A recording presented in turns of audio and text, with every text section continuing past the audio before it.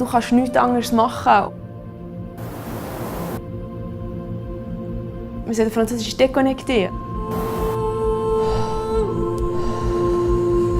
Der schönste Moment des Sports für mich ist, wenn ich wirklich mit sehr hohem Puls auf dem Berg oben ankomme.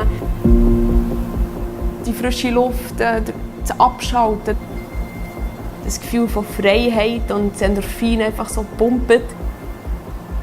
Du kannst dich wirklich lösen und den Kopf einfach den Gedanken übergeben.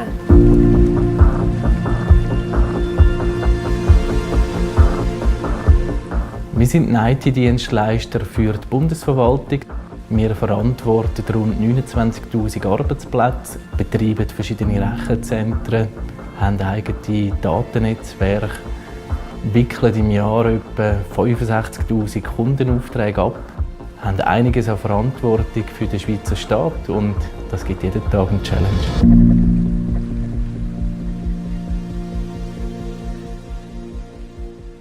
Es gibt verschiedene Sachen, die für mich wichtig sind bei einem guten Arbeitgeber.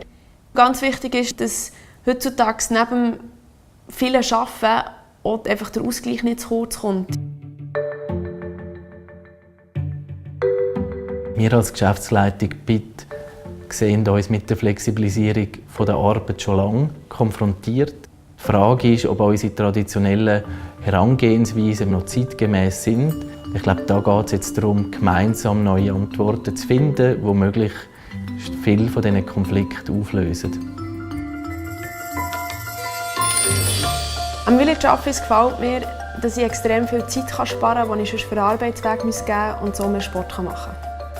8 Stunden am Tag arbeiten und 1 Stunde Arbeitsweg, da kommst du am Abend heim und du bist tot kaputt. Und das mobile Arbeiten, dort wo man ist, das ermöglicht einfach nebendran einen Ausgleich zu haben, sei es mit Sport oder mit Freunden oder mal ins Kino zu können. Ich habe einfach das Gefühl, es ist heutzutage nicht mehr anders möglich, wenn man verschiedene Sachen machen möchte. Die Idee von Village Office ist wirklich zukunftsversprechend, ein Netz aufzubauen, dass man verschiedene Arbeitsorte hat, wo man sehr einfach zur Infrastruktur kommt.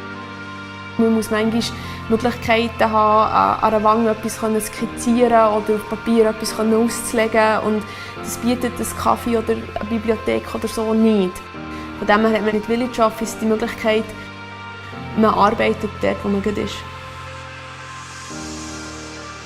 Für das BIT sind am Schluss die Menschen das, was die Differenz ausmacht. Und darum müssen wir in uns investieren.